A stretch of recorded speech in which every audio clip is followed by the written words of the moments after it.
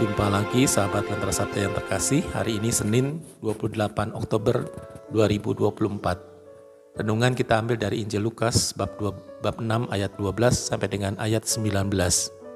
Hidup sebagai Rasul Kristus.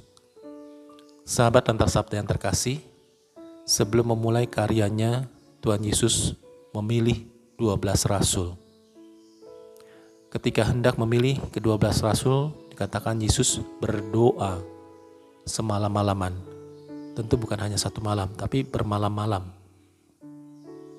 Dari hari ke hari Yesus berdoa untuk pemilihan para rasul tadi.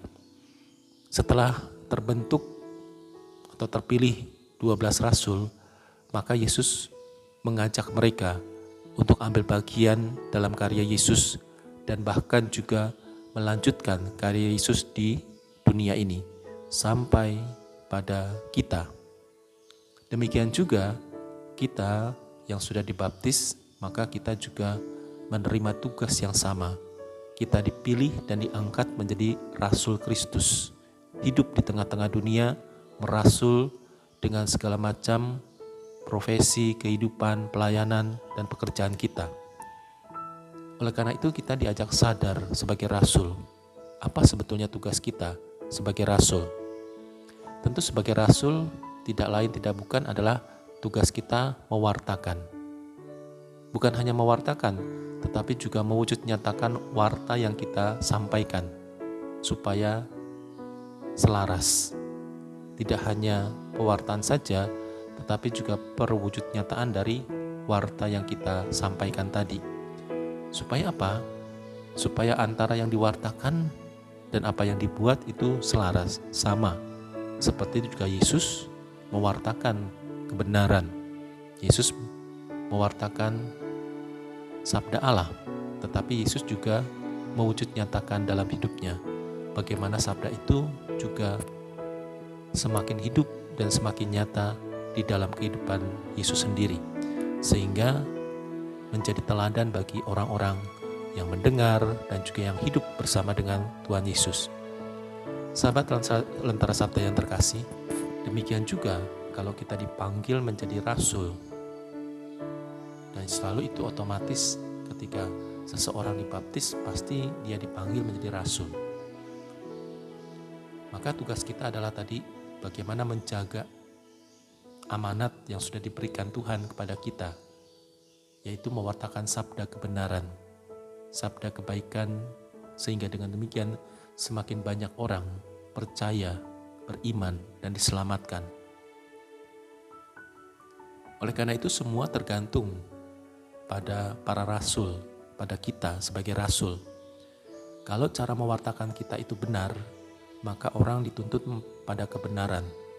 Tetapi sebaliknya, kalau kita mewartakan sabda Allah dengan cara yang salah, maka orang akan hidup dalam kesesatan atau salah.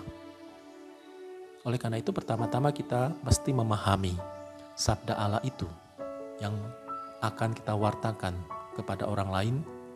Intinya adalah mewartakan keselamatan.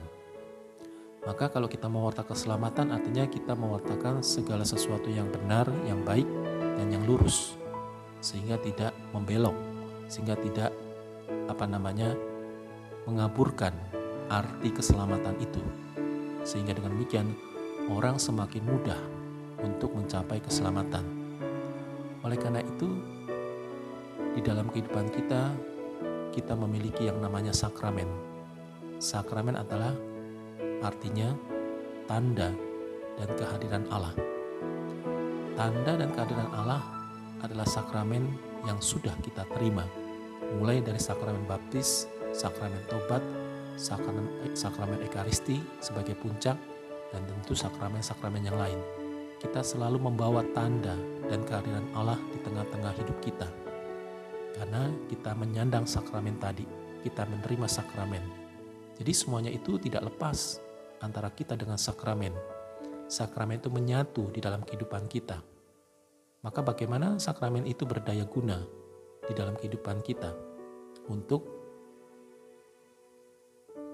membimbing dan juga mengantar orang-orang untuk berjumpa dengan Allah. Kalau cara kita yang salah, maka orang akan menjadi salah. Seperti yang saya katakan tadi.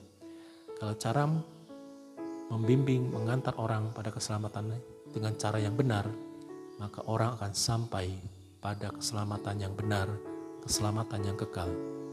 Oleh karena itu, sahabat sabda yang terkasih, marilah sebagai Rasul Kristus, kita melaksanakan, menjalankan perutusan kita dengan semaksimal mungkin, dengan sadar, dan kita juga semakin memahami apa yang harus kita buat sebagai Rasul, sehingga semakin banyak jiwa-jiwa memperoleh keselamatan. Tuhan memberkati.